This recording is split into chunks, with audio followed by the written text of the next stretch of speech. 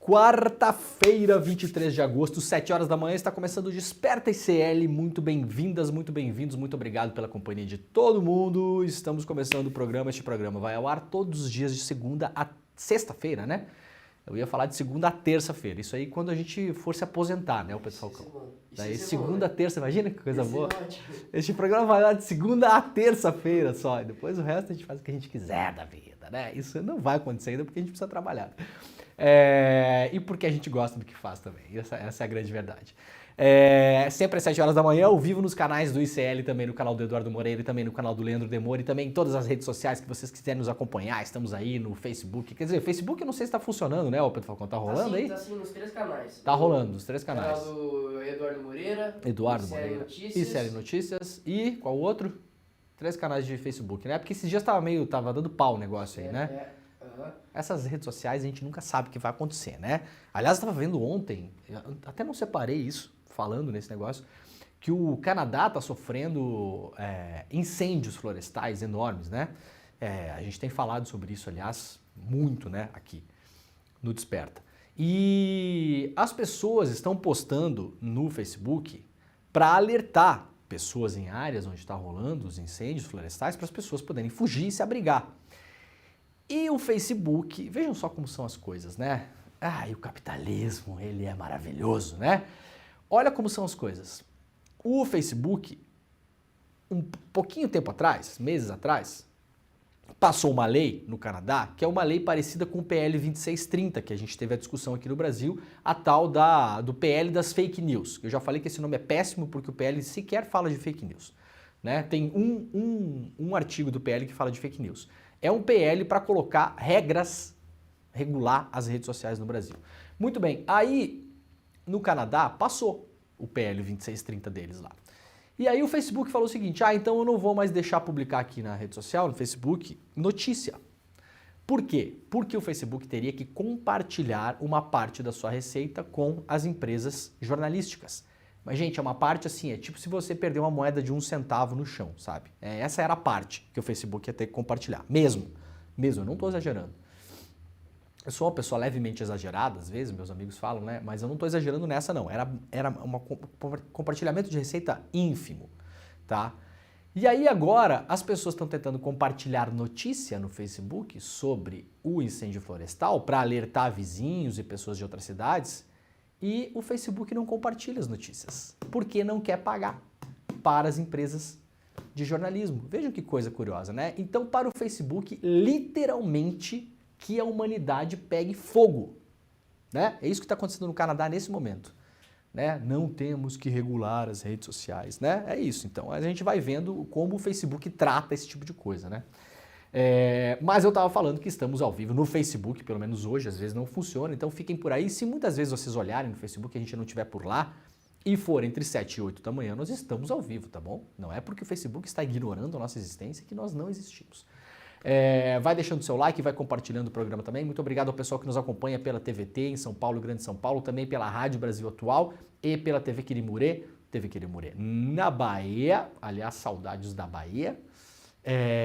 E Rádio Brasil Atual em São Paulo e Grande São Paulo também. Gente, eu avisei ontem aqui, vou avisar hoje rapidamente de novo e amanhã também. Amanhã em Porto Alegre, atenção quem mora em Porto Alegre, na Grande Porto Alegre, ou quem estará pela cidade. Amanhã às 19 horas teremos uma sessão de pré-estreia do filme Ítaca, a luta de Julian Assange. Essa pré-estreia tem 2 coisas legais e uma mais ou menos. As 2 coisas legais. Primeiro é de grátis, Pedro Falcão. Então o filme vai estrear no Brasil 31 de agosto, mas vai ter essa pré-estreia amanhã em Porto Alegre, na Sala Redenção, lá da Universidade Federal do Rio Grande do Sul, a URGS, né? Quem é de Porto Alegre sabe onde fica a Sala Redenção, né? Perto do Parque da Redenção, né? Então, primeiro, é de graça. Então, se você quiser ver o filme de graça, eu já assisti ao filme, o filme é muito legal. É um documentário que conta a história do John Shipton, que é o pai do Assange, quando o John decide entrar publicamente, né, na defesa do Assange. Então ele vai para a Inglaterra, que é onde o Assange está preso neste exato momento, e os documentaristas acompanham ele ao longo de meses, né? O filme é incrível, é muito tocante. O pai do Assange é uma figura sui generis, quem assistiu o filme vai ver isso. Tem a relação familiar dele com o Assange, eles ficaram próximos até mais ou menos os 3 anos de idade. Depois o John Shipton só foi ver o filho de novo depois que o Assange já tinha 20 e poucos anos. Então eles ficaram afastados, então tem toda essa coisa do reencontro e tal, é muito bonito o filme, demais. E aí, a outra coisa muito legal, o pai do Assange, o John Shipton, estará na sessão debate. A coisa mais ou menos legal é que quem vai mediar o debate sou eu. Agora sem sacanagem. Então, quinta-feira, 19 horas, na Sala Redenção, em Porto Alegre, lá na URGS, de graça, limitado, claro, o acesso das pessoas à capacidade da sala, então tenta chegar num horário mais ou menos, né, tranquilo, o filme começa às 7, depois do filme eu conversarei com o pai do Julian Assange, o senhor John Shipton, tá bom? Informação importante, a Helga disse que a Elo Vilela entrevistou o John. Que legal! Acho que vai ter hoje no N1, hein? Vai ser hoje? Confirma com o pessoal se vai ser hoje. Uhum. Sensacional, não sabia disso. É hoje? Hoje. Então, que massa. Pô, não sabia disso, não sabia mesmo. Então, a Heloísa Vilela entrevistou o John Shipton. O John Shipton tá no Brasil para fazer o pré-lançamento do filme e, claro, falar sobre o Assange. Então, a Elo Vilela entrevistou o John. E terá a entrevista do John hoje no N1, logo depois do Desperta. Então, você fique aí, não mexa no mouse, só respira, não fecha a janela, porque os programas do ICL da manhã todos estão sendo transmitidos neste mesmo link, tá bom? Então terminou o Desperta, começa o ICL Notícias primeira edição e vai ter entrevista do pai do Julian Assange, o senhor Shipton, com a Heloísa Vilela. Maravilhoso, incrível, né? A revista Fórum publicou, aliás, sobre isso, né? O governo brasileiro prometeu oferecer asilo a Julian Assange, disse o John Shipton, publicado lá na Fórum. No Brasil, para o lançamento do documentário Itaca, a luta de Assange, de Ben Lawrence, que estreia nos cinemas no próximo 31 de agosto, o pai de Julian Assange, o aposentado australiano John Shipton, curioso, aposentado, né? De 76 anos, disse que o governo brasileiro irá negociar com o Reino Unido uma oferta de asilo para o ativista, preso desde 2019 em Londres. Ele foi preso em 2019, mas na verdade ele ficou 7 anos preso dentro da Embaixada do Equador, né? O Assange está nessa aí há muito tempo já, né? A promessa teria sido feita a ele por Nilmário Miranda, assessor especial do Ministério dos Direitos Humanos e Cidadania. Se a promessa se concretizar, o governo Lula estará atendendo assim ao pedido feito por 3.200 cientistas, jornalistas, professores, sindicalistas e lideranças da sociedade civil em carta que foi entregue ao presidente pela Sociedade Brasileira para o Progresso da Ciência, foi entregue pelo Renato Janine Ribeiro, né? Nela, personalidades solicitavam a Lula seu apoio e providências legais e diplomáticas no sentido do Brasil conceder de forma mais ágil possível o asilo ao Assange, né? O Assange está preso, os Estados Unidos querem que o Assange seja levado para os Estados Unidos para responder pelo crime do vazamento, né, das informações secretas dos Estados Unidos. Basicamente, isso é a primeira vez na história dos Estados Unidos que um jornalista e editor está sendo acusado por esse crime. Primeira vez na história. O Assange revelou crimes de guerra cometidos pelos Estados Unidos no Iraque e no Afeganistão principalmente. Depois a Wikileaks revelou vários outros documentos secretos e, claro, quem está sendo perseguido no final das contas é ele, né? Ô, Pedrinho, faz um favor para mim. Pega a minha xícara de café que eu deixei ali na outra sala, que eu acabei esquecendo hoje, por gentileza. Claro. Eu sei que você vai ter que sair daí, não vai cair o programa, tá tudo certo. Enquanto o Pedro vai lá, a gente segura o programa. Vai, segura o programa aí. Segura o programa aí, você que tá no chat, por favor, senão o programa vai cair. Valeu, Pedrinho. Isso aí. Que bela xícara sua, hein? Que bela xícara de café, né? Aliás, a gente tem que sortear essa xícara aqui. Vocês querem a xícara do Desperta? Não dá pra ver, né? Dá pra ver? Fica muito escuro, né? Escuro. Aqui dá? Aqui, ó. Pra ver. Aí, legal. Legal. Vamos sortear a xícara do Desperta, mas vazia, né? Porque se a gente mandar com café, o café vai chegar derramado, né? Primeiro tem que deixar pra mim, mano. Tem que dar pra mim, mano. Eu espalho a notícia. Eu coloco o adesivo do Desperta, tô colocando lá no meu trabalho. Colocou o adesivo lá? Coloco lá no meu quarto, coloco em outros lugares. Oh, funcionário exemplar. Entendeu? Isso é coisa de Zé Firminha, Pedro Falcão. Não. Zé Firminha. Não, pô. Eu tenho adesivo também, não posso falar nada. Mas o programa é meu, né? Se eu não tiver adesivo, quem é que vai ter, né? Então, muito bem, gente. Ó, quinta-feira, então, quem estiver em Porto Alegre, apareça pra gente bater esse papo. A gente vai abrir também pra conversa, né? Quem estiver lá na plateia. Pra poder fazer perguntas pro senhor John Shipton. Legal. Carla Zambelli pode perder o mandato, ficar inelegível, ser presa se condenada no STF. Nossa, que loucura. A deputada federal Carla Zambelli, do PL de São Paulo, pode ser condenada até 6 anos de prisão em regime semiaberto e perder o mandato se for considerada culpada em ação que trata da perseguição armada contra um homem em São Paulo em outubro do ano passado. Vamos sempre falar aqui, um homem negro. Por que é importante falar? Tem gente que, até na esquerda, tem pessoas que não gostam, né? Ai, mas por quê? Qual a relevância de falar que é um homem negro? Gente, isso aconteceu nos Jardins em São Paulo. Vocês acham que aquela mesma abordagem, se fosse feita na Carla Zambelli, por uma senhora distinta, branquíssima, né, num taillé, ou por um cidadão com cara de Faria Limer, né, com um terno Armani de 15 mil reais, vocês acham que ela sairia correndo atrás dele com uma pistola na mão, como se estivesse correndo atrás de um bandido? Eu duvido. A gente está falando do futuro em relação ao passado que não aconteceu, então estamos especulando, tá? Eu e muita gente que gosta de ressaltar que ela correu atrás de um homem negro, duvidamos que ela teria feito o mesmo se aquela mesma abordagem tivesse sendo feita por uma senhora distinta, né? Lá com o seu cabelo loiríssimo, né? Com a sua cutis, né? Branquíssima, ou por um cidadão Faria Limer com o seu terníssimo, né? Com o seu cabelíssimo. Duvido.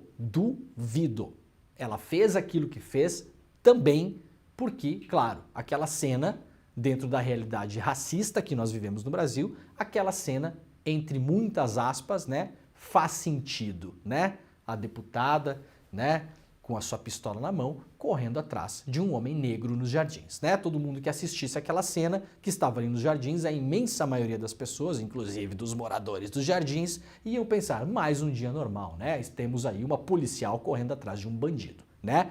Essa é a real sobre aquela cena, tá, gente? Tem gente que não concorda, tudo bem, a gente está aqui também para discordar. A minha opinião é essa. A caracterização de grave ameaça decorrente do uso de arma de fogo impede que eventual pena de prisão seja convertida em alternativa como prestação de serviço. Então a gente não vai ver a Carla Zambelli pintando meio fio, nem capinando cemitério, né? Lá na minha cidade, quando a pessoa tinha a pena alternativa, a pessoa ia capinar o cemitério. Aliás, o cemitério da minha cidade é super bem cuidado lá. Zambelli é acusada de porte ilegal de arma de fogo e constrangimento ilegal com emprego de arma em denúncia movida pela PGR. A acusação se refere ao episódio em que a deputada perseguiu com uma arma 9mm um homem negro em São Paulo na véspera do segundo turno das eleições do ano passado. Veremos o que acontece com Carlinha, né? Carlinha tanto procurou, né? É a musiquinha do Pato Pateta, né? O Reinaldo Azevedo costuma botar essa musiquinha só pro Moro, mas não é só pro Moro não, né? O Pato Pateta tantas fez que foi pra panela, né, o Pedro Falcão? Não dá uma hora vai pra panela, cara. Se você fica pedindo muito pra ir pra panela, uma hora vai. Não tem jeito. Tá bom, já tá insistindo, tá bom, Carlita. Vamos lá, vamos pra cadeia, né? O pessoal abusou, né? Olha, o Congresso aprovou ontem o novo arcabouço fiscal e pôs fim ao teto de gastos. Neste programa não dará tempo da gente falar sobre arcabouço fiscal. É um assunto complexo, eu não domino ele, obviamente que não, né? Não vou aqui mentir para vocês. Eu não falei com o Edu ontem, até devia ter falado. Se o pessoal da produção souber, para ver se o Edu vai falar sobre isso depois. Tomara que fale, né? De todo modo, arcabouço aprovado, é uma vitória política em boa medida do governo, porque é um projeto do governo, né? Então, por mais que muita gente discorde do arcabouço, né, vai falar, não é uma vitória porque o arcabouço é ruim. Não, politicamente, nós que estávamos falando aqui nos últimos meses, né, da dificuldade do governo de aprovar coisas, da guerra com o Centrão, da falta de articulação política, né, depois esse assunto naufragou e não se falou mais. Por quê? Porque, na verdade, no último mês e meio aí, o governo está tendo várias vitórias nessa área política. Podemos colocar em dúvida a maneira como está sendo feita. Entre elas, encontros fora da agenda do Lula com Arthur Lira. Péssimo, péssimo, né? Até porque o Lula criticava isso em relação ao Bolsonaro diretamente. Não é que falava pelo canto, assim, não, falava diretamente. O presidente não pode se encontrar às escondidas com o presidente da Câmara, blá, blá, blá, blá, blá, blá, blá, blá, blá. Hoje está fazendo exatamente a mesma coisa. No entanto, para a articulação política, a coisa está funcionando, o arcabouço foi aprovado. Não tenham dúvidas de que isso parte também dessas conversas, né? Péssimo, conversa fora da agenda, na minha opinião, para cargos eletivos, não deveria existir. Não existe conversa fora da agenda de alguém que foi eleito pelo voto do povo. Nós precisamos saber cada passo que a pessoa dá. Não existe isso. Ponto final, né? Ah, mas eu não acho que não é bom, então não concorra. Simples. Alguém obrigou as pessoas a concorrer para algum cargo? Não, né? Então, se você concorre, tem certas regras. Então, assim, é igual fazer concurso público. Ah, eu não gosto que meu salário está publicado na internet. Bom, então, fazer o quê? A regra é essa, né? Você perde algumas blindagens de privacidade quando você se expõe publicamente. Então não é bom que o Lula esteja se encontrando secretamente com o Lira, como já aconteceu várias vezes. Mas a articulação está funcionando. Veja que faz aí 1 mês e meio, 2 meses que a gente não fala mais em o governo estar desarticulado, né? Acabou essa conversa. Tá aí o resultado. Tem gente que não gosta do arcabouço fiscal. Isso é outro assunto. O fato é que isso é uma vitória do governo na Câmara, tá? Eles disseram aqui que não sabemos se o Edu vai falar sobre arcabouço hoje. Não sabemos, tá bom. Então vamos assistir o programa, né? Tomara que o Edu fale. Aí tem 2 coisas que ficaram ligadas ao arcabouço que eu acho que são legais a gente colocar aqui. E depois vocês, como dizia a minha nona, né, a minha avó, vocês tirem saber. Vai tirar saber, né? Vai tirar saber o quê? Vai ler, vai se informar, vai se aprofundar, né? O Ministério da Fazenda fez mudanças em taxação de offshore durante a tramitação na Câmara após pressões do mercado. Isso aqui é uma notícia ruim, né? O que é que basicamente aconteceu? Nas negociações para passar o arcabouço fiscal, o governo teve que fazer algumas alterações do projeto original, projeto que foi mandado pelo Haddad para a Câmara e depois agora vai para o Senado, né? O Estadão apurou que dos pleitos dos investidores foi a redução do sarrafo do enquadramento da tributação de offshore. Offshore é aquela empresa que fica fora do Brasil, né? Então, você brasileiro tem uma empresa lá nas Ilhas Cayman, né? Isso é uma offshore. E você faz circular dinheiro lá. Essas empresas, elas não são taxadas no Brasil ou são muito pouco taxadas. O texto original da norma, que foi mandado pelo Haddad, previa que para entrar na nova tributação bastava as empresas controladas por investidores brasileiros aqui no Brasil terem mais do que 20% da renda advinda de atividades financeiras, como recebimento de royalties ou de dividendos. Agora, para serem enquadradas, elas terão pelo menos 40% em renda passiva. Então, subiu a barra, é menos gente que movimenta dinheiro de offshore que vai pagar imposto. Essa é a verdade, tá? Então, isso é uma notícia ruim, né? E tem uma coisa que muita gente sinalizou, e isso passou e não teve jeito, né? Se não descumprir a meta, o que acontece, né? Porque depois do impeachment da Dilma, ficou todo mundo com as barbas de molho, né? Porque a Dilma perdeu o mandato, foi empichada, né?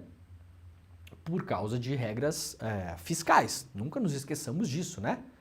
O impeachment da Dilma aconteceu em cima de regras que têm diretamente a ver com a discussão do arcabouço fiscal. Então o governo também tinha um receio de fazer uma regra ali que eventualmente a punição poderia desembocar, por exemplo, no impeachment. Essa era a grande questão. Isso, a princípio, não está colocado, porque nas punições do arcabouço fiscal não tem nada que preveja nem próximo disso. Mas vou chamar a atenção rapidamente de algumas coisas. E aí depois vocês pensem por aí. Caso as metas fiscais não sejam cumpridas pelo governo, as sanções funcionarão da seguinte maneira. No primeiro ano que o governo descumprir as metas fiscais do arcabouço, caso aconteça, o governo fica proibido de criar cargos que impliquem aumento de despesas, alteração de estrutura de carreira, criação de auxílios, criação de despesas obrigatórias, concessão de benefícios tributários. Algumas coisas aqui, ok, né? Concessão de benefício tributário, depende do setor também, né? Enfim. Alteração de estrutura de carreira vai bater diretamente nos funcionários públicos. Criação de auxílio. Se o Brasil passar por uma emergência, vai ter que comer na mão do Arthur Lira para criar auxílio. Por exemplo, num caso de pandemia, o governo por si não pode fazer nada em relação a criar novos auxílios. Por exemplo, vai ter que ir para a Câmara, ir para o Senado e tentar fazer passar uma nova lei ou uma alteração nessa lei aqui, para criar auxílios, no caso de uma emergência, por exemplo. Isso é relevante, isso é importante. E o governo abriu mão disso, o governo não tem controle mais sobre isso, ao menos não tem mais o controle total. No segundo ano de descumprimento, o governo também fica proibido de, não cumpriu a meta. Segundo ano, o que é que não pode fazer? Reajustar despesas com servidores, admitir ou contratar novos servidores, ou realizar concurso público, exceto para a reposição de vacância. Estourou de novo em quem? Nos servidores públicos. Isso é muito ruim. Não só para os servidores públicos, claro que não, mas também para a população, porque os servidores públicos trabalham para a população, em benefício da população. Então, por exemplo, no segundo ano que não cumprir a meta, se tiver faltando gente, ou se tiver uma avaliação de que precisa contratar mais gente para atender no INSS, não vai poder contratar. Não vai poder aumentar despesas com os servidores, né? Ou seja, eventualmente não vai poder dar aumentos. Então, estoura na população, diretamente. Tá bom? É isso. Ó, gente, ontem áudios importantes do senhor Walter Delgatti foram publicados lá pelo portal Metrópole. O portal Metrópole publicou 3 áudios do Delgatti. São áudios que ele trocou, o popular áudio de Zap, tá? São 3 áudios de Zap que o Delgatti trocou, segundo o Metrópolis, com conhecidos. O Metrópolis não dá mais detalhes em relação a isso, se são amigos, se são pessoas próximas, se são familiares, se são, enfim, né? Conhecidos. O Delgatti, durante toda essa vida aventurosa do Delgatti, claro que o Delgatti tem uma vida privada ali também, que troca áudio de Zap com pessoas como vocês fazem, como eu faço, como todo mundo faz. Muito bem. 3 áudios foram divulgados ontem pelo Delgatti. A gente vai tocar os 3 aqui, vamos tocar um, vamos comentar. Vamos tocar outro, vamos comentar, e vamos tocar outro e vamos comentar. Eu vou descrever um pouco os áudios, porque o pessoal que nos acompanha pela Rádio Brasil Atual, a qualidade do áudio não é muito boa, talvez vocês não entendam o que o Delgatti falou. Então, na medida do possível, eu vou descrevendo os áudios aqui e a gente vai ouvindo, mas basicamente são áudios que reforçam algumas coisas em relação à personalidade do Delgatti, as suas motivações para ele ter ido trabalhar com o Bolsonaro e também a história de que ele foi contratado para fazer alguma sujeira para a equipe do Bolsonaro, tá bom? Vamos lá então para o primeiro áudio. Eu nunca quis me falar um oi. O Bolsonaro, ele tá fazendo questão que eu vá lá. Aí teve uma equipe dele que falou, não, é bom ele não vir aqui, porque pode queimar. Ele falou que manda que sou eu e vai vir. Ou seja, olha a diferença do Lula e do Bolsonaro. Por que eu vou ficar fazendo atrás de Lula? Eu nunca gostei de esquerda, eu sempre gostei de arma. Você acha que o presidente da República estaria correndo esse risco de me receber lá? Se não fosse ser algo que ajudasse muito ele.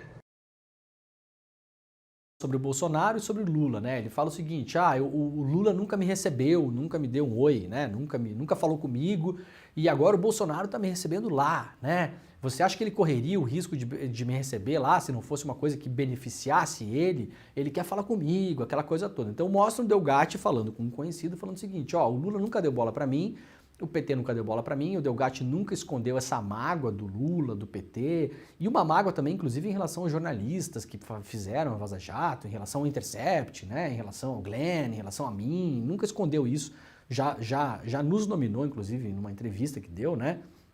Porque achava que depois da Vaza Jato, o Lula e o Demore e o Glenn, sei lá mais quem, teriam que dar um emprego para ele já falou sobre isso, né? Ele queria um emprego, ele queria, enfim, né? Isso não aconteceu, porque isso não faz sentido, né? Se o Walter pensou isso em algum momento, isso não faz sentido. O Walter foi uma fonte importantíssima para um caso super relevante, jornalístico, que teve impactos, estamos falando de Vaza Jato hoje, né?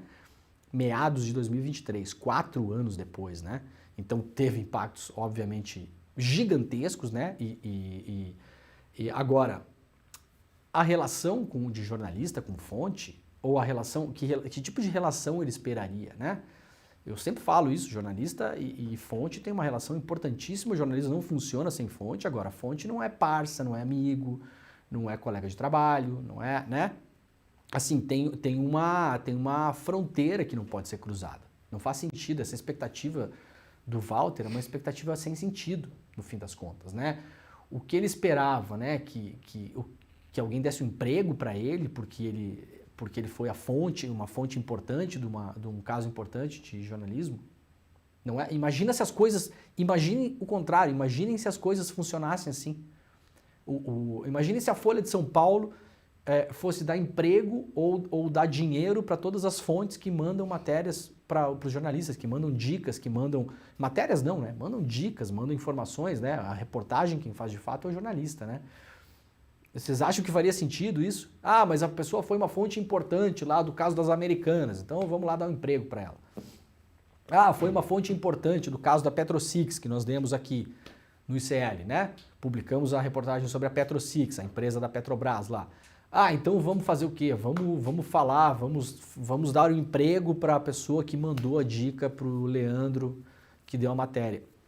Isso não faz sentido, isso seria um absurdo, antiético e ilegal, inclusive, né? Isso colocaria a credibilidade dos jornalistas no chinelo. Imagina, você tá compensando pessoas que te mandam informações. Não é assim que as coisas funcionam, né? E aí ele se aproxima do Bolsonaro muito por isso, né? Então, vamos lá, pro segundo áudio então, bora lá. Eles vão pegar agora uma urna, eles mesmos vão fazer isso, eles vão configurar o código-fonte para dar o resultado que eles querem, a equipe TI, e eu vou apresentar isso. Tipo assim, eles apresentando ninguém conhece, eu vou apresentar para assim, olha gente, isso daqui é saudável, porque ó, eu alterei aqui. E ao mesmo tempo eu vou falar, a única solução é o TSE autorizando essa fiscalização, porque eles pediram hoje e não autorizou. Muito bem, esse aí é um áudio do Delgatti confirmando aquilo que ele já tinha falado anteriormente, o que o advogado dele tinha falado e que ele reconfirmou na CPI, que eles iam apresentar uma urna eletrônica para o Delgatti e ele faria parte de uma apresentação grotesca que seria feita em público a princípio, né? Numa dessas manifestações de bolsonaristas, onde o Delgatti ia digitar o 22, que era o número do Bolsonaro, e num telão ia aparecer o 13, para mostrar que a urna era fraudada, né? Essa urna, claro, não teria o código original do TSE, seria um código colocado ali por alguém. Tem uma divergência nessa declaração, tá? Por quê? O Delgatti na CPI falou que ele, Delgatti, ia criar um código novo, um código manipulado a partir do código do TSE. Nessa conversa com esse amigo, com esse conhecido, ele fala que ele receberia essa urna com o código já inserido na urna, tá bom? Então tem essa divergência, é importante apontar. Vamos lá então para o terceiro e último áudio obtido pelo portal Metrópolis. Eles estenderam a mão pra mim. A Carla me tratou hoje como se fosse um filho, uma coisa que nunca aconteceu na minha vida. A ponta da mãe dela me serviu leite com Nescau na mesa e acompanhando, comendo, mano. Eu fiquei lá, atacando o filho dela, no joguinho. Nossa.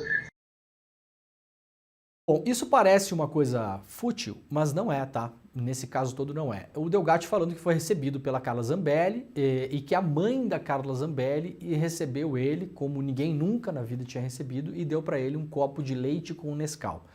Parece uma bobagem, mas não é. Isso é muito da personalidade do Delgatti pelo que nós temos visto em entrevistas e aparições públicas dele nos últimos anos, né? Ele de fato é uma pessoa que tem uma questão psicológica, familiar, né? Ele já falou sobre isso, inclusive, não estou cometendo aqui nenhuma, né? em confidência, foi o que o próprio Walter falou. Então, realmente é um cara que tem uma carência de atenção, né? Isso se manifesta em vários momentos, inclusive se manifesta a gente pode imaginar por que é que o Walter Delgatti tomou várias atitudes que ele tomou, né? Eventualmente para ter essa atenção pública, essa atenção da mídia, né? Estar nos holofotes, isso faz muito sentido. Eu não estou dizendo que isso é positivo para ele, eu acho que até que não é, tá? Se eu pudesse dar um conselho para o Delgatti, né? Eu acho que não é positivo para ele, acho que isso em algum momento ele entrou num ciclo vicioso em relação a isso, né? E essa exposição, mesmo que negativa, que no fim das contas cause problemas para ele, acaba levando ele de volta para a cadeia, foi condenado ontem a 20 anos de prisão, falei aqui, acho um absurdo essa dosimetria de pena, absurda mesmo. Não adianta explicar que foi isso, organização criminosa, lavagem de dinheiro, tudo bem. 20 anos. Isso é pena de assassinato no Brasil, me desculpe. É completamente absurdo, né? Quais foram as grandes vítimas do Delgatti no crime que ele cometeu em relação aos áudios da Lava Jato? Me digam, quem de fato ele prejudicou? Porque a gente tem que analisar isso também quando um crime é cometido, né? Por isso que existem crimes de menor potencial ofensivo e maior potencial ofensivo. Quem foi prejudicado com os crimes que o Delgatti cometeu ao obter as conversas da Lava Jato? Absolutamente ninguém que não tenha feito coisa errada. Ninguém. Qual foi o prejuízo para a sociedade brasileira? Nenhum, pelo contrário. Pelo contrário, né? Então, assim, não teve ninguém ferido, não teve ninguém que foi da Lava Jato, né? Que foi roubado, ele não roubou dinheiro dessas pessoas, não prejudicou elas financeiramente, né? Absolutamente nada. As pessoas estavam fazendo um monte de coisa errada, né? Eu não gosto de comparar as coisas. Eu acho que o Delgatti não é igual ao Assange, que não é igual ao Snowden, cada um com suas particularidades. Agora, nesse em particular, sobre os efeitos, é o mesmo que está acontecendo com o Assange. Quem é que foi prejudicado pelas revelações do Assange? Absolutamente ninguém, a não ser os mentirosos da CIA e do governo americano que estavam escondendo informação.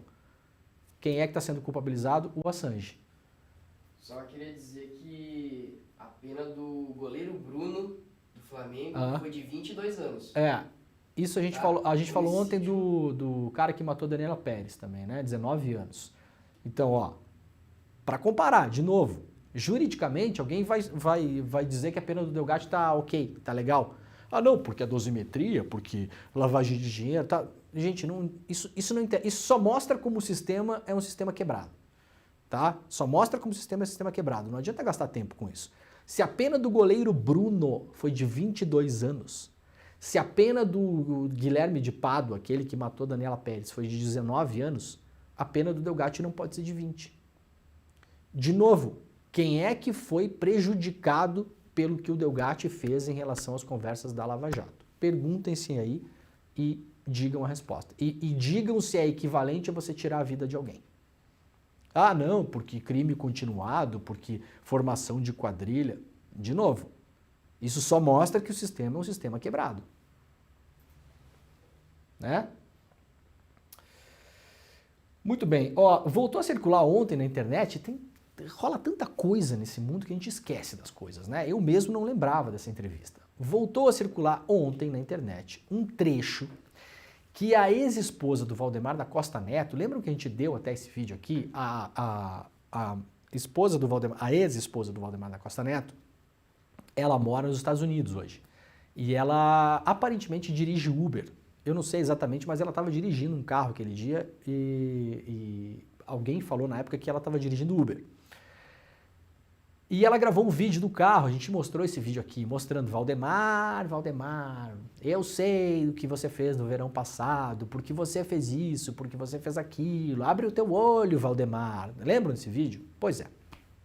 A revista Fórum, ela fez uma entrevista, perdão, não foi a revista Fórum, uma entrevista da Maria Cristina Mendes Caldeira, que foi dada à TV Democracia, em dezembro de 2022, ressurgiu nas redes sociais após a revelação do envolvimento de Frederic Vassef no esquema de venda e compra dos relógios lá do Bolsonaro. Aí, quando veio o Vassef descobriu-se que foi lá para os Estados Unidos recomprar o relógio, para devolver o relógio, aquela coisa toda. O Vassef de novo, né? O acéfalo, né? O acéfalo, de novo, que de o acéfalo não tem nada esse cara, tá? A gente folcloriza os caras, mas assim, bobo somos eu e você, tá? Essa gente aí não é boba, não. Aí voltou à tona esse trecho de entrevista, onde a ex-esposa do Valdemar da Costa Neto, que revela, né, várias coisas em relação ao presidente do PL, afirmou que existe uma investigação nos Estados Unidos que aponta um esquema de sonegação de propriedades da família Bolsonaro. Ela não traz provas, atenção, ela não traz provas nesse vídeo, tá bom?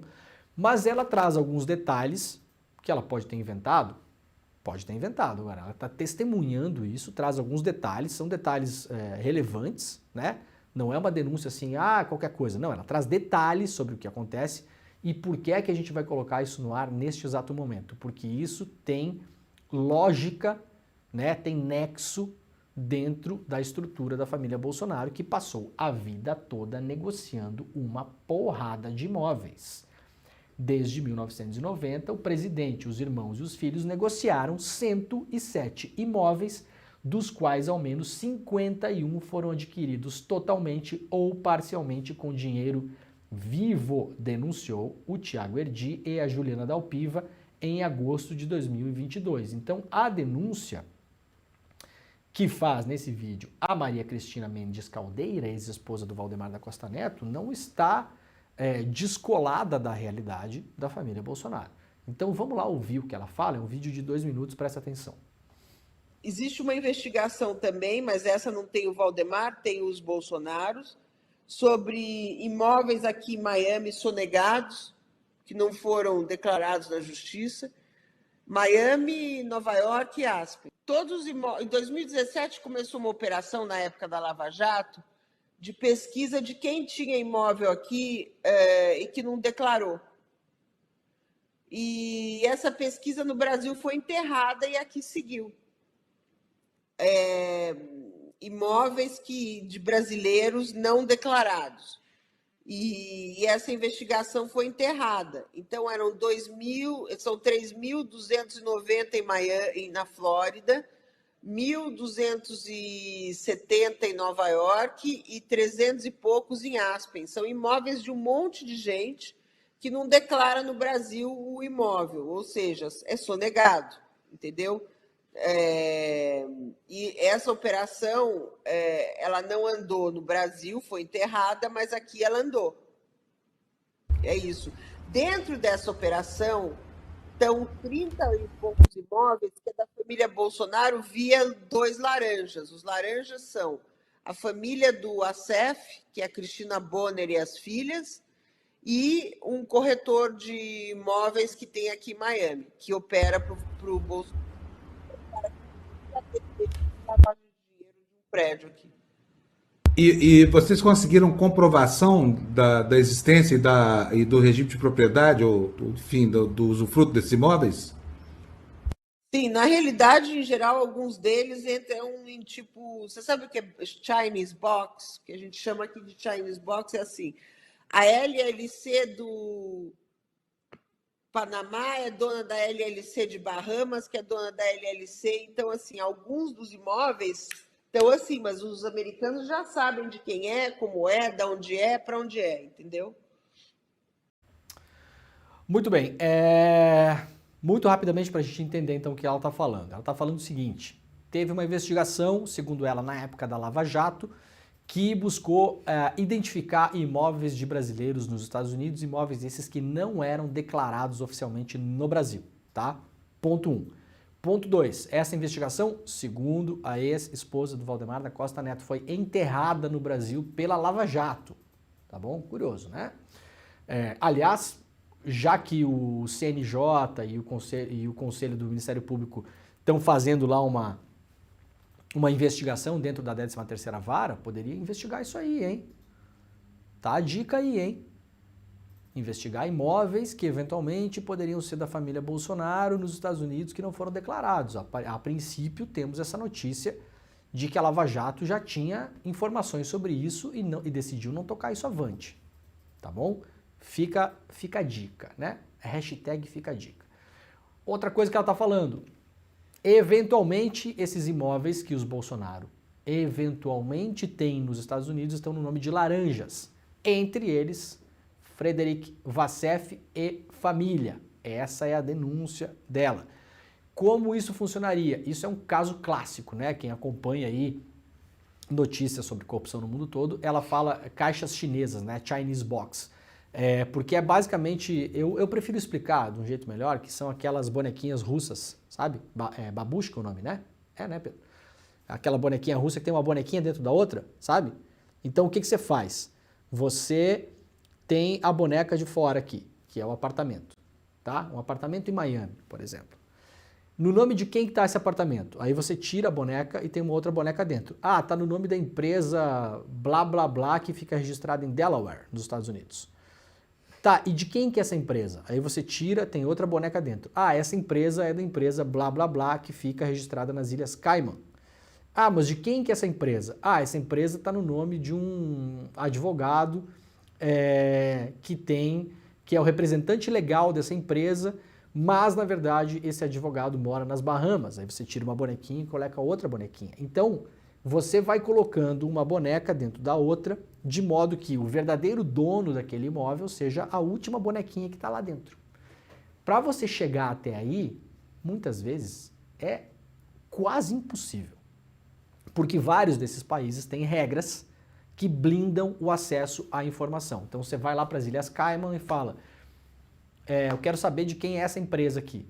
Ah, essa empresa nós não revelamos o dono, porque ela tem um representante legal que fica aqui nas Bahamas. Quem é? É um advogado tal. Aí você vai ver o advogado é representante legal de 15 mil empresas, mas ele não é o dono, ele é o representante legal.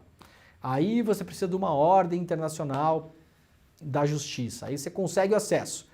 Aí você fala, finalmente vamos descobrir de quem é o apartamento, porque esse apartamento estava registrado no nome dessa empresa nas Bahamas. Aí você vai ver a empresa, de quem é a empresa? Ah, a empresa é de uma outra empresa. Putz, e onde é que fica essa outra empresa? Fica em Curaçao. Aí você vai lá para Curaçao e começa de novo. Aí você vai lá e fala, descobrimos de quem que é essa empresa. Essa empresa é de uma outra empresa. Onde está registrada? Está registrada em Malta. Aí a empresa de Malta é de uma empresa que está registrada em Liechtenstein. Então você não chega nunca. Aí a outra está registrada em Singapura. Todos esses lugares que eu estou falando são paraísos fiscais em alguma medida, tá, gente? Malta, Curaçao, Liechtenstein, Singapura, Delaware nos Estados Unidos, né? Bahamas, Ilhas Cayman, assim, o próprio Uruguai aqui do lado tem várias regras diferentes, assim, fiscais e tal, né, que você consegue de algum modo. Então você monta uma empresa no Uruguai, daí depois a empresa do Uruguai, quem é dono da empresa do Uruguai, na verdade, é uma empresa que fica nas Ilhas Cayman, e vai indo e você não chega nunca. Então tá falado, fica a dica, né? Se a Lava Jato investigou isso em algum momento, isso aí deve ter registro, possivelmente, ou não sabemos. Então quem está fazendo aquela inspeção na 13ª vara, a vara do juiz Sérgio Moro, pode olhar para isso aí também. Quem está fazendo aquela inspeção na procuradoria, lá do MPF, pode olhar para isso aí também. Vai que tropeça com o nome do Vassef lá. E vai que isso tem relação com imóveis nos Estados Unidos. E vai que esse chegue nessa história, tá bom? Não é inverossímil. A família Bolsonaro negociou desde os anos 90 107 imóveis. 51 pagos em cash. E isso não é a minha opinião nem a de ninguém, isso são os registros imobiliários que foram conseguidos em cartórios pelos repórteres Thiago Erdi e Juliana Dalpiva em agosto do ano passado. Muito bem, a Natuza Neri lá no G1 publicou ontem que a Polícia Federal vai intimar, né, já intimou na verdade, Bolsonaro, Michele, Vassef, Mauro Cid e o pai do Mauro Cid, também o Fábio Weingarten e o Osmar Crivellati e o Marcelo Câmara. Toda essa galera aqui tem a ver com o caso das joias. Eles darão depoimentos todos ao mesmo tempo na Polícia Federal. A Polícia Federal faz isso nesses casos, obviamente, para pegar... Claro que já passou um tempinho para as pessoas terem conversado, né? Vamos dizer isso também, né? Porque não dá para deixar de dizer. O Bolsonaro, que já falou com a Michele, que já falou com o Vassef, que já falou com o Cid, que já falou com o pai, que já falou com todo mundo. Então, tudo bem, já passou um tempinho que essas pessoas já estão afiadas, digamos assim, né? Já chega lá todo mundo sabendo o que vai falar, não se descarta. Mas é importante porque você vai ouvir todo mundo ao mesmo tempo para eventualmente pegar inconsistências dos depoimentos, né? Então serão ouvidos Jair Bolsonaro, Michele Vassef, o Mauro Cid, o pai do Mauro Cid, o Fábio Weingarten, que é o atual advogado do Bolsonaro também, né? O Bolsonaro tem vários advogados que tá cheio de treta, né? Mas o Weingarten é um deles. O Osmar Crivellati e o Marcelo Câmara, que eram dois assistentes da ajudância de ordens do Bolsonaro e lá da presidência da República também. O Marcelo Câmara é o cara que foi apontado durante muito tempo como sendo o cara que controlava a tal da ABIN paralela do Bolsonaro. Lembra daquela reunião que o Sérgio Moro, quando saiu do governo, estourou aquela reunião ministerial que estava sigilosa, e aí saiu o vídeo depois e tal, que o Bolsonaro fala, eu vou mexer na cúpula da PF para proteger a minha família, porque não sei o quê, e fala que não pode confiar nas informações que são levantadas pelo general Heleno, porque o GSI é uma porcaria, e aí o Bolsonaro fala, eu posso confiar no meu sistema de informações. Nesse aí eu não posso confiar, mas posso confiar no meu. E aí aquilo, na época, foi investigado e chegou-se lá as informações de que o Bolsonaro tinha o que se chamou depois de ABIN paralela, né? Um sistema de investigações paralelo do Bolsonaro, que era comandado pelo Marcelo Câmara, que tinha várias pessoas espalhadas por vários lugares do Brasil que ficavam recolhendo informações para o Bolsonaro, fazendo investigações para ele. Quando teve uma operação, vejam que curioso isso, quando teve uma operação, eu lembro disso como se fosse hoje, o Wilson Witzel, ex-governador do Rio de Janeiro, que depois foi preso e cassado, tirado do cargo, né? Bolsonarista de primeira hora, mirar na cabecinha, aquela coisa toda, né? Se elegeu na onda do Bolsonaro, depois incomodou o Bolsonaro em algum momento e se deu mal, escafedeu-se, né? O Witzel, antes de ser preso, teve uma operação de busca e apreensão no Palácio Guanabara, no Rio de Janeiro. E o Bolsonaro tinha um informante dele, Bolsonaro, que era um cara operado pelo Marcelo Câmara, nessa ABIN paralela. O cara estava na calçada do outro lado do palácio, filmando. Então, assim, o cara já sabia que ia ter operação, foi para lá, se posicionou e ficou lá filmando a operação da PF. Tá? Então, de fato, era um esquema de espionagem paralelo do Bolsonaro, né? Essa gente toda agora vai ser ouvida no caso das joias. Um outro caso ontem, publicado também pela imprensa, aqui a gente pega o blog da Daniela Lima, lá no G1, PF encontra a ordem de Bolsonaro para disparo de fake news. Registro está em investigação sobre participação de empresários na discussão de um golpe de Estado, caso Lula vencesse a eleição. A investigação que mira a suposta pregação de um golpe de Estado por parte de alguns dos empresários mais conhecidos do país acabou esbarrando com um exemplo cristalino da atuação do próprio presidente Jair Bolsonaro no disparo de desinformação e ataques às instituições. A apuração começou em 2022, depois que o portal Metrópolis revelou conversas pró-golpe de Estado em caso de vitória do Lula, em um grupo frequentado por alguns empresários renomados. O ministro do Supremo Tribunal Federal, Alexandre de Moraes, autorizou busca e apreensão nos aparelhos telefônicos e outros itens de 8 investigados, né? Na última segunda-feira, o Alexandre de Moraes determinou que 2 desses empresários permanecessem sob investigação. O Meir Nigri, fundador da empresa Tecnisa, e o Luciano Hang, conhecido como Véi da Van, né? Véi da Van é uma palavra só, né, Pedro Falcão? Véi da Van. O ministro entendeu que, embora eles tivessem consumido e compartilhado desinformação, o fizeram dentro de parâmetros abarcados pela liberdade de expressão. Os outros, né, tinham outros empresários que o Alexandre de Moraes falou, não, tudo bem, a gente foi investigar, estava num contexto... Vejam só, né? Muita gente critica o Alexandre de Moraes e todo mundo merece críticas, inclusive o Alexandre de Moraes, lógico, né?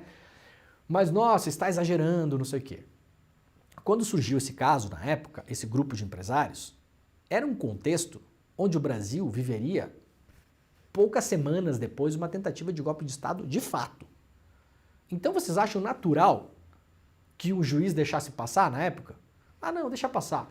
Os empresários aí falando em golpe de Estado, deixa passar. Claro que não. No contexto que a gente estava, aquelas pessoas que têm poder financeiro, econômico, influenciam outras pessoas, eram ligadas ao Bolsonaro. É claro que cabia uma investigação, óbvio. Agora o Alexandre de Moraes está falando, não, a maioria de vocês aí, né? O Alexandre de Moraes não está falando, mas eu vou falar aqui como se fosse uma pessoa comum lendo notícia, né? Uma pessoa normal lendo notícia. a maioria de vocês é só um bando de otário mesmo, tá? Então, ser otário não é crime no Brasil? Então tá bom, então segue sendo otário na sua vida aí. Mas o Meyer Nigre e o Luciano Davan ainda seguem sob investigação. E aí descobriu-se uma investigação, uma mensagem do Bolsonaro para esse empresário Meyer Nigre. A conta do contato PR Bolsonaro 8, que seria um dos números do ex-presidente, segundo registrado na decisão do STF, um texto foi encontrado no celular de Meyer Nigre e traz não só ataques a integrantes do Supremo, como também notícias falsas sobre urnas, pesquisas e, por fim, uma ordem do Bolsonaro ao empresário: repasse ao máximo. E aí passa uma fake news sobre urna que eu não vou falar aqui porque é falso, tá? Isso aqui, claro, vai entrar nas investigações. O Bolsonaro é um cara de várias tretas, né? Isso aqui vai entrar nas investigações em relação ao inquérito das fake news, né? A gente está falando de várias coisas ao mesmo tempo aqui. O negócio das joias é uma coisa. Talvez o negócio das joias tenha relação com o fomento ao golpe de Estado, porque tem que entender esse dinheiro, se parte desse dinheiro ou todo poderia ser usado para tentativa de golpe, para financiar pessoas, por exemplo, para financiar sistemas de informação.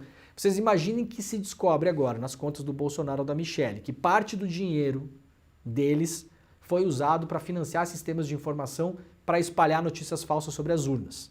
Isso é parte de todo o caldo que foi criado para dinamitar a confiança da população nas urnas eletrônicas, para gerar um clima dentro da população civil de tomada de poder. Isso é parte do que aconteceu e desembocou no 8 de janeiro. A gente não pode esquecer, né? Essa história não surgiu do nada, né? Como diz a Jandira Fegali, o 8 de janeiro não é uma tempestade numa estação de dias claros, né? O clima foi nublando até que choveu. Então a gente tem que analisar os dias nublados e o dia da chuva. E aí, agora, isso aqui vai entrar nesse bolo todo, né? É mais uma complicação para o Bolsonaro. O Aguirre Talento, repórter lá do UOL, as mensagens de Bolsonaro ao dono da Tecnisa, ataques ao STF e pedidos de guerra civil, diz aqui, né? O Aguirre Talento, guerra civil, vamos direto lá. Uma das mensagens enviadas pelo então presidente da República cita sangue e guerra civil no caso de derrota das eleições do ano passado. Bolsonaro foi intimado pela Polícia Federal para prestar depoimento sobre o assunto após o ministro do Supremo Tribunal Federal, Alexandre de Moraes, ter prorrogado a investigação. Então, agora o Bolsonaro vai ter que prestar depoimento sobre mais isso. Antes falamos que ele vai prestar depoimento sobre o caso das joias. Agora é um outro depoimento. Quem acompanha o Desperta SL sabe que eu tenho falado isso. A vida do Bolsonaro vai ser uma M pelos próximos muitos anos. A gente tem pressa de ver o Bolsonaro preso, não sei o quê. Gente, o Bolsonaro com essas duas aqui, eu acho que é a 7ª vez que o Bolsonaro vai esse ano para a delegacia para depor. Então isso assim, não deixa a vida de ninguém melhor, né? Então vocês tenham certeza que Bolsonaro já está pagando de várias formas, né, por tudo que ele fez na administração no Brasil, sendo a mais grave a gestão da pandemia. Essa, indiscutivelmente, é uma coisa que entrará para os livros de história, a maneira como um presidente geriu o que levou 700 mil brasileiros e brasileiras a serem mortos por essa doença, né? A gripezinha, o mimimi, o chororô, blá blá blá, vacina não presta, vacina tem chip, vacina causa AIDS, máscara não funciona, aquela coisa toda, né? Lembrando, aliás, que o Bolsonaro foi um dos caras que trouxe a Covid para o Brasil, né? A gente não pode esquecer dessa história. Lembram? O Bolsonaro foi viajar, fez um monte de porcaria, como sempre faz, andou para lá e para cá sem máscara, falou com um monte de gente, ficou cuspindo na cara dos outros, e quando voltou para o Brasil, ele e a comitiva dele trouxeram a Covid para o Brasil, né? Então, para além de tudo, o Bolsonaro veio para cá infectar pessoas, na prática, né? Nos relatórios produzidos pela investigação, a Polícia Federal apresentou detalhes sobre 2 mensagens encaminhadas por Bolsonaro que apontavam uma possível guerra civil contra o resultado das eleições. Este estímulo, feito no ano passado, na avaliação dos investigadores, pode também vincular o ex-presidente aos atos golpistas do 8 de janeiro.